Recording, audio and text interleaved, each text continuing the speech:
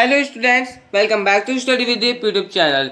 आज मैं आपको डीएवी क्लास 8 हिंदी ज्ञान सागर के चैप्टर 8 दोहे का एक्सप्लेनेशन देने वाला हूँ। स्टूडेंट्स, मैं आपको एक एक दोहा समझाने वाला हूँ। ओके, और इतना समझाऊंगा कि आप लोग इजीली समझ जाएंगे उस दोहे को। सबसे पहले हमें पास आता है कबीर का दोहा। कबीर का सबसे पहला दोहा है, जाति न पूछो साधु की, पूछ लीजिए ज्ञान, मोल करो तलवार का, पड़ा रहने दो म्यान। देखिए, कबीर जी कहते हैं कि हमें साधु की जाति को नहीं पूछना चाहिए कि वो किस जात का है, ठीक है, उसकी जाति क्या है, ओके, वो किस वर्ग में आता है, कैसा है, इस सभी चीज़ों को हम लोग उससे नहीं पूछना चाहिए। हम लोगों को उससे कुछ ज्ञान अर्जित करना चाहिए, उनसे कुछ ज्ञान की बातें पूछनी चाहिए कि ये चीज़ है तो इसमें क्या है, इसमें क्या, ऐसी बातों को पूछना चाहिए जिससे अपना भला हो।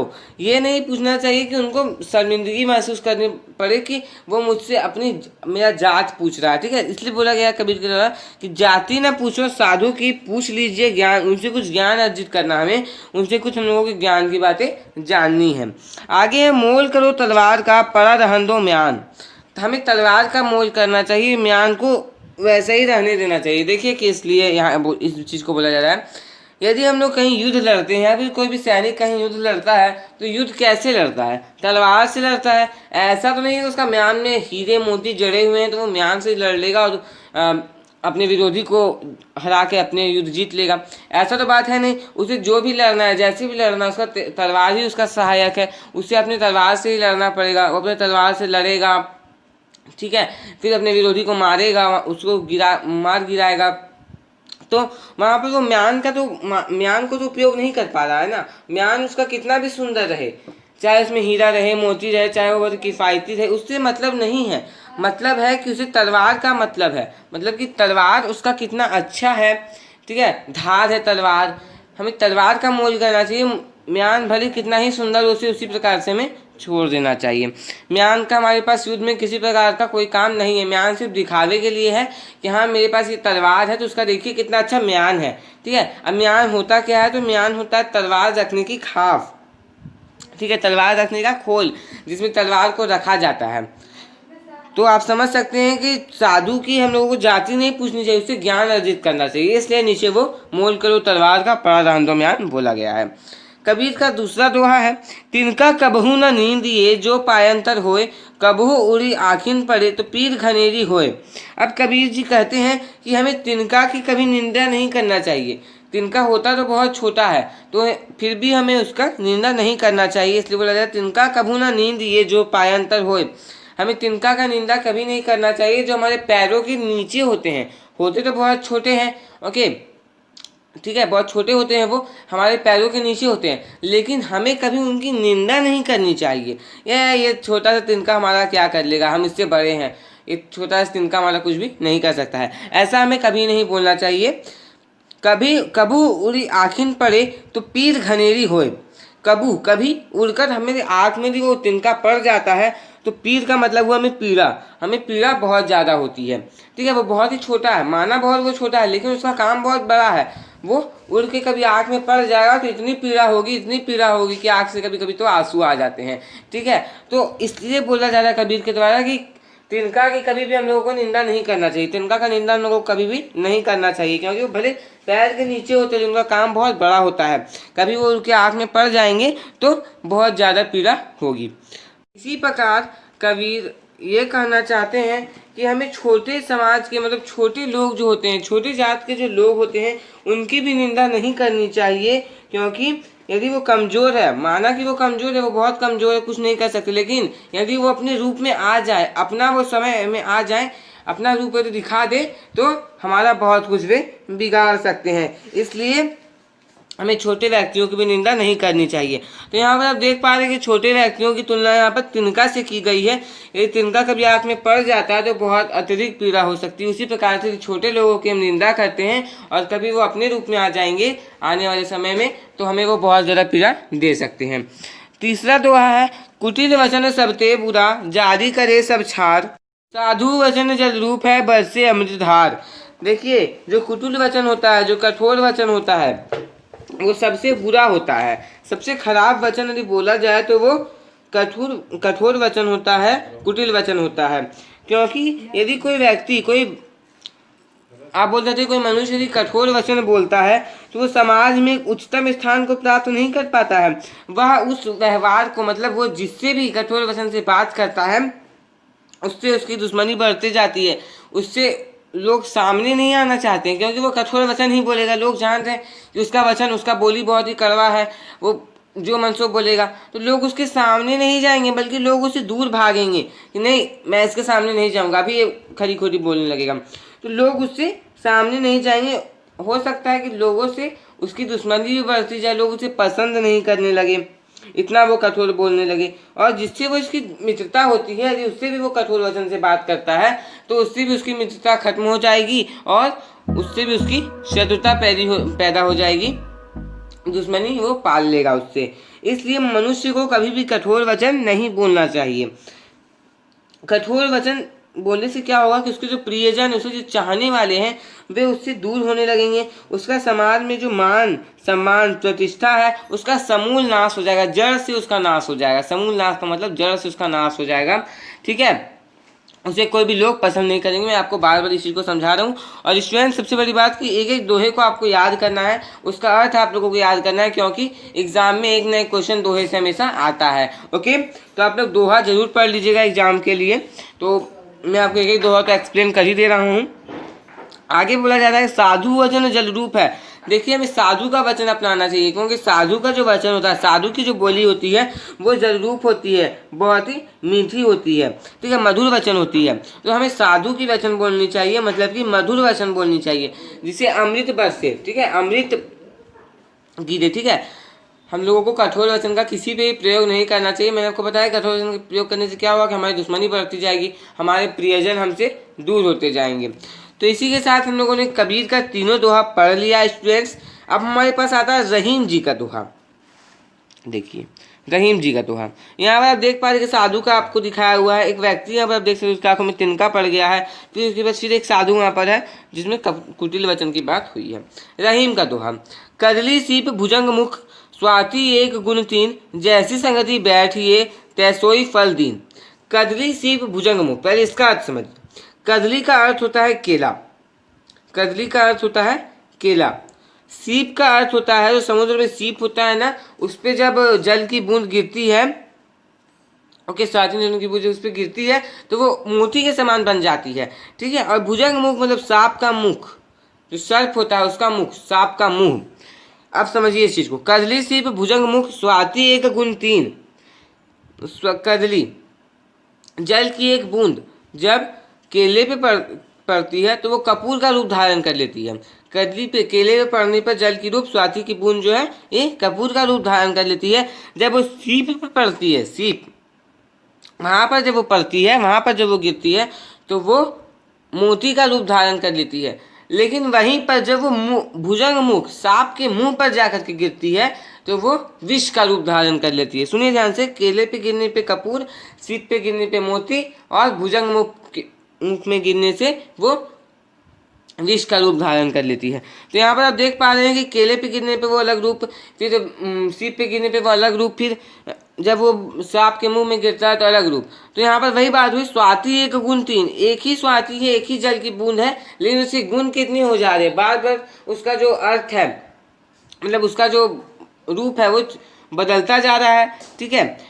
जैसी संगति बैठिए तैसोई फल दीन। वो जैसे संगति में जा रहा है, केले में जा रहा है तो कपूर बन रहा है, सीप में जा रहा है मोती बन रहा है, ठीक है।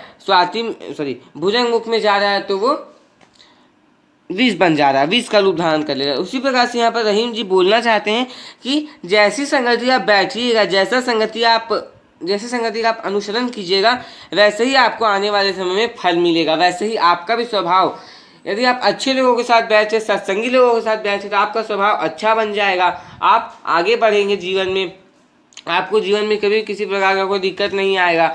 लेकिन यदि आप बुरे संगति के लोगों के साथ बैठिएगा, ओके, बुरे लोगों के साथ बैठिएगा तो आपका भी जो स्वभाव है, आपका भी जो व्यवहार है वो बुरा बनता जाएगा, जैसा वो है वैसा आपका ही व्यवहार होता जाएगा। तो जैसी संगति बैठिए तैसो ही फल दीन, आने वाले समय में आपको वैसा ही फल मिलेगा, जैसी संगति में आप बैठिएगा। तो रहीम का पहला दोहा हम लोगों ने कर लिया, ये पाठ का चौथा दोहा था। पांचवा दोहा हम लोग देते हैं और रहीम का दूसरा दोहा। रूठे सूजन मनाई ये जो रूठे 100 बार, रहीमन फिरी फिरी पोह ये टूटे मुक्ताहार। देखिए, रूठे सूजन मनाइए, सूजन का मतलब क्या हुआ, यहाँ पर जितने भी काले काले डार्क करके दिए हुए हैं, इसका अर्थ आप लोगों को पहले समझना है। तो सूजन का अर्थ होता है सज्जन, रूठे हुए सज्जन को मनाइए जो रूठे 100 बार। यदि एक कोई सज्जन व्यक्ति है, जो सज्जन व्यक्ति आपका मित्र है, ठीक है, आपका मित्र यदि आपसे रूठ जाता है किसी बात को लेकर के, बहुत अच्छा मित्र है, सज्जन व्यक्ति है, आपकी हर जगह मदद करता है, आपको अच्छी अच्छी बातों को सिखाता है, तो उसको आप लोग 100 बार मनाइए। कि नहीं यदि तुम्हें से गुस्सा हो गए तो मान जाओ, ऐसे करके आप उसे 100 बार मनाइए, ठीक है। यदि अच्छे व्यक्ति है, सज्जन व्यक्ति, आपका मदद करता है, आपको अच्छी बातें सिखाता है, लड़ाई झगड़े में पढ़ने से मना करता है। यदि आप बच्चे हैं, आपका कोई अच्छा ऐसा मित्र है जो आप लोगों को एग्जाम में चोरी करने या फिर वैसा कुछ उसे बोलता है कि नहीं ये सब चीज़ें गलत है, चोरी नहीं करनी चाहिए, लड़ाई झगड़ा नहीं करना चाहिए, तो यदि वो सज्जन व्यक्ति है, सज्जन लड़का है, तो उससे यदि वो 100 बार भी रूठ जाता है, 200, 300, 1000 बार भी यदि रूठ जाता है, तो बार बार हमें उसे मना लेना चाहिए, क्योंकि सज्जन व्यक्ति का हमारे जीवन में बहुत बड़ा महत्व होता है। सज्जन व्यक्ति जो हमें सिखाते हैं, जो मित्र हमारे सज्जन होते हैं, जो अच्छे मित्र होते हैं, वो जो चीज़ हमें समझाते हैं, सिखाते हैं, वो हमें दूसरा कोई नहीं सिखा पाता, ठीक है। उसी प्रकार से इसमें आप अपने माता पिता को भी ले सकते हैं कि माता पिता में हमेशा अच्छी बातें सिखाते हैं, ठीक है, सज्जन के रूप में माता पिता। तो माता पिता का जब ऐसा कुछ बोल दिए हैं कि वो रूठ गए हैं, या फिर किसी को ऐसा काम कर दिया आपने जिसे वो रूठ गए हैं, तो वो तो आपको अच्छा चीज़ सिखाते हैं, लड़ाई झगड़े से बचना सिखाते हैं, बोलते कि लड़ाई झगड़ा से बचो, ऐसी चीज़ें वो आपको सिखाते हैं। तो उसी प्रकार से जब सज्जन व्यक्ति होते हैं, माता पिता, मित्र, आपके अच्छे मित्र, उन्हें आप लोग यदि 100 बार भी वो रूठ जाए तो आप लोगों को मना लेना चाहिए उन्हें, क्योंकि वो जो चीज़ आपको सिखाएंगे वो आपको कोई भी नहीं सिखाएगा। रहीमन फिरी फिरी पोह ये टूटे मुक्ताहार। यहाँ मुक्ताहार का मतलब क्या है? मुक्ताहार का मतलब है मोतियों का हार, मोती का जो हार होता है। अब इसे समझाने के लिए रहीम ने क्या उदाहरण दिया है उसको समझिए। टूटे मुक्ताहार, जो मोतियों का हार होता है, जो बहुत महंगे महंगे मोतियों से बना हुआ होता है, जो मोती होता है उससे उसको पिरो करके एक माला बनाई जाती है, उस माले को लोग पहनते हैं। यदि वो माला टूट जाता है और बहुत महंगे मोतियों से बना हुआ है, आपने उसे बहुत ज़्यादा दाम में खरीदा है, तो क्या कीजिएगा आप लोग, उसकी एक एक मोती को इकट्ठा कीजिएगा। मान लीजिए सारा एक माला ही टूट गया, पूरा मोती उसका जल गया, तो आप लोग गिनिएगा कि इसमें कितना मोती थे। आपने पहले गिना है तो एक एक मोती को आप खोजिएगा, एक मोती कहाँ गया, एक मोती कहाँ गया, ऐसे करके आप एक एक मोती को खोजिएगा, फिर आप लोग उसे पिरोइएगा। तो सोचिए कितना मेहनत है इसमें, ठीक है। वो मोती बहुत ही महंगा है, वो माला बहुत ही महंगा है, तब ना आप ऐसे काम को कीजिएगा।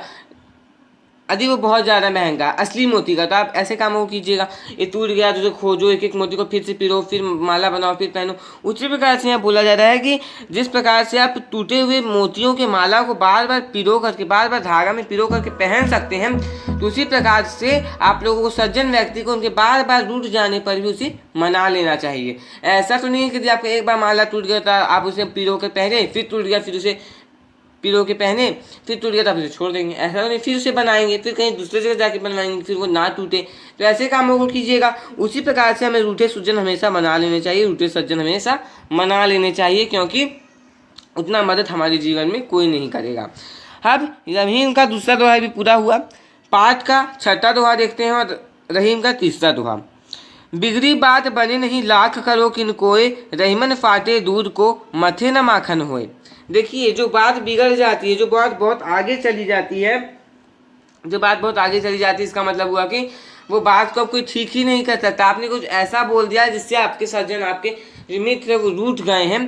तो बिगड़ी बात बने नहीं, जो बात बिगड़ जाती है वो कभी बनती नहीं है। लाख कोशिश भी कर लीजिए, लाख उपाय आप लगा लीजिए कि ये करूँगा तो वो बात बन जाएगी, मैंने ऐसा कह दिया तो उसे बदल दूंगा, मैंने ये कहा था, मैंने ये कहा था, ऐसा करके आप कितना भी कोशिश कर दीजिए, तो एक बार बात बिगड़ गई है तो आपके लाख कोशिश करने पे, आपके करोड़ कोशिश करने पे भी वो सुधर नहीं सकती, क्योंकि एक बार जो मुंह से निकल गया वो निकल गया, शब्द बाण, ठीक है।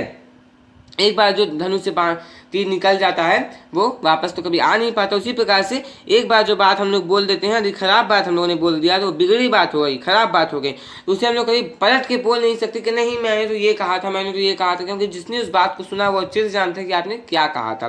तो बिगड़ी बात बने नहीं, लाख करो कि कोई लाख कोशिश कर लेने पर, लाख उपाय कर लेने पर भी वो बिगड़ी बात कभी बन नहीं सकती, क्योंकि वो बात बहुत ज़्यादा बिगड़ चुकी है। अब इस चीज़ को रहीम ने कैसे समझाया है वो देखिए। रहीमन फाटे दूध को मथे न माखन होए। अब रहीम जी बोल रहे हैं कि जिस प्रकार से बात एक बार बिगड़ जाती है तो वो कभी बन नहीं पाती है। तो इसे आप लोग किस उदाहरण से तुलना कर सकते हैं, इसका तुलना आप लोग कर सकते हैं। यदि एक बार आपका दूध फट जाता है, ज़्यादा दिन का दूध हो जाता है, जब आप उसे नहीं खौलाते तो फट जाता है यदि वो दूध, तो लाख मत लीजिए, उसे मथते रहिए, लेकिन वो कभी भी दूध वो माखन नहीं बनेगा, मक्खन वो दूध नहीं बनेगा, क्योंकि वो फट चुका है। अच्छे दूध का ही मक्खन निकलेगा, फटे हुए दूध का मक्खन नहीं निकलेगा। ठीक है, तो इस फटे हुए दूध की तुलना बिगड़ी हुई बात से की गई है कि बात यदि बिगड़ चुकी है एक बार तो बात कभी जीवन में आगे नहीं बनेगी। रहीमन निज संपत्ति बिना कऊ न विपत्ति सहाय, बिनु पानी जो जलज को नहीं रवि सके बचाए। देखिए रहीम जी कह रहे हैं कि निज संपत्ति मतलब अपनी संपत्ति के बिना यदि किसी व्यक्ति के पास अपनी संपत्ति नहीं है तो उसको विपत्ति के समय कोई उसका साथ नहीं देगा। मतलब कि यदि उसका अपना संपत्ति नहीं है, अपना घर नहीं है, अपना बंगला नहीं है, तो विपत्ति जब आएगा उस पर, जब उस पर संकट आएगा तो उसका साथ कोई नहीं देगा, सब मुंह मोड़ लेगा। तो किसी भी व्यक्ति के लिए, किसी भी मनुष्य के लिए अपना निज संपत्ति होना चाहिए, ओके, ताकि वो आगे जाकर के कुछ कर सके। अपना संपत्ति उसके पास यदि रहेगा तो उसके पास माथे में ये दर्द नहीं रहेगा ना कि मेरे पास कुछ है ही नहीं, मेरे पास ये है, मैं इसे इस चीज़ को करके ऐसा कर लूँगा। तो उसके पास एक अपना संपत्ति है कि मेरे पास ये चीज़ है, तो मैं आगे चल के यदि इसको ये कर दूँगा तो वो मेरे पास आगे धन आ जाएगा या फिर कुछ भी उसका पास वैसा आकर के खड़ा हो जाएगा। लेकिन यदि ऐसा व्यक्ति जिसके पास कुछ है ही नहीं, उसने आज तक जीवन में कभी संपत्ति ही नहीं किया, ठीक है, कभी ज्ञान अर्जित नहीं किया। अभी बच्चों की संपत्ति क्या है, आप लोगों की संपत्ति क्या है? आप लोगों की संपत्ति है विद्या। जितना ज़्यादा विद्या अर्जित कीजिएगा आप आगे जाके उतना ही आगे बढ़िएगा। उसी प्रकार से हमारी मतलब आप लोगों की जब संपत्ति विद्या है, आप आगे बढ़ के जब विद्या से ही कुछ कर सकते हैं। तो किसी व्यक्ति के लिए उसकी संपत्ति क्या है, उसका घर है, उसका बंगला है, उसके पास कितना धन दौलत है, ये सब उसके पास संपत्ति है। यदि उसके पास धन दौलत नहीं है, गाड़ी नहीं है, बंगला नहीं है, उसके वो क्या कर सकता है? एक तरह उसके पास कुछ नहीं है, वो खाली बैठा हुआ है बस। तो यदि उसके पास कभी आगे चल के कोई विपत्ति आती है, विपत्ति मतलब संकट आती है, तो उसका सामना अच्छे ढंग से कर ही नहीं पाएगा, वो उस विपत्ति से हार जाएगा, वो उसका सामना नहीं कर पाएगा। अब इसको किस उदाहरण से समझाया गया है वो देखते हैं। बिनु पानी ज्यों जलज को नहीं रवि सके बचा। देखिए अब जलज का अर्थ होता है कमल, जो कमल का फूल होता है जो तालाबों में आप देख पाते हैं, है ना। तो बिन पानी के क्या वो कमल खिलेगा? क्या वो कमल यदि खिल चुका है तो वहाँ यदि पानी को हटा दिया जाए तो कमल आगे बढ़ेगा? यदि कमल की कोढ़ी है मतलब कमल की कली यदि है और वहाँ से पानी को ही हटा दिया जाए तो कमल कभी खिलेगा आगे? बहुत बहुत नहीं खिलेगा, ठीक है, खिलेगा ही नहीं। तो उसी प्रकार से रहीम जी एग्जाम्पल दे रहे हैं, उदाहरण दे रहे हैं कि बिनु पानी जलज को जो जलज को नहीं रवि सके बचाए। बिन पानी जलज को भी रवि सूरज नहीं बचा सकता है। लेकिन सूरज क्यों नहीं बचा सकता है? सूरज का काम क्या है? वो सनलाइट देता है, जिसके कारण उस प्रकाश संश्लेषण कर पाता है, अपने फूड को अपने खाने को बना पाता है, फिर जीवित रह पाता है। तो जब सूरज की रोशनी मिलती है तब ना, लेकिन उसमें क्या है, सूरज की रोशनी से वो जीवित रह नहीं सकता, उसको पानी भी चाहिए नीचे, तब वो आगे बढ़ेगा, बड़ा होगा, कमल का फूल खिलेगा। लेकिन उसके पास पानी ही नहीं रहेगी तो वो क्या कर पाएगा? कुछ नहीं कर पाएगा। वो जलज उसी प्रकार से वहीं पर मर जाएगा, वो कमल वहाँ पर उसी प्रकार से मर जाएगा। तो इसलिए रहीम जी बोल रहे हैं कि यदि किसी व्यक्ति के पास अपनी संपत्ति नहीं है, उसके पास अपनी संपत्ति नहीं है मतलब कि उसके पास अपना धन दौलत नहीं है, अपना गाड़ी बंगला नहीं है, ठीक है, अपना उसका मान सम्मान नहीं है, इज्जत नहीं है बाजार में या फिर कहीं पर भी समाज में उसका अपना इज्जत नहीं है, तो उसको विपत्ति के समय कोई भी साथ नहीं देगा। उसके अपने पास उसको अपना संपत्ति उसके पास होना चाहिए, तब वो आगे जाकर के कुछ कर सकेगा। लेकिन यदि उसके पास कुछ है ही नहीं, कुछ नहीं है उसके पास, खाली है वो, तो विपत्ति के समय में उसका कोई भी साथ नहीं देगा, सब उससे मुंह मोड़ने लगेंगे, अरे यार इसके पास तो कुछ है ही नहीं, मैं क्या कर दूंगा इसका, जाने दो करके लोग उसको विपत्ति के समय में कोई भी इसका साथ नहीं देगा। इसी प्रकार से जलज को रवि भी नहीं बचा सकते। यदि कमल के पास पानी नहीं है, कमल के नीचे पानी नहीं है, तो खिल ही नहीं पाएगा, वो जी ही नहीं पाएगा, वो मर जाएगा। तो रहीम के हम लोगों ने चारों दोहे कर लिए स्टूडेंट्स। हमारे पास अगला आता है बिहारी। बिहारी जी के दोहे को हम लोग अगले पार्ट में डिस्कस करेंगे। अगले पार्ट का लिंक आपको डिस्क्रिप्शन पे मिल जाएगा, और यदि आप इस चैप्टर का सॉल्यूशन चाहते हैं तो नीचे कमेंट बॉक्स में कमेंट कर दीजिएगा। और आगे मैंने आपको रहीम जी का दोहा और कबीर जी का दोहा इतना अच्छा समझा दिया है कि आप लोग अभ्यास अपने खुद कर सकते हैं।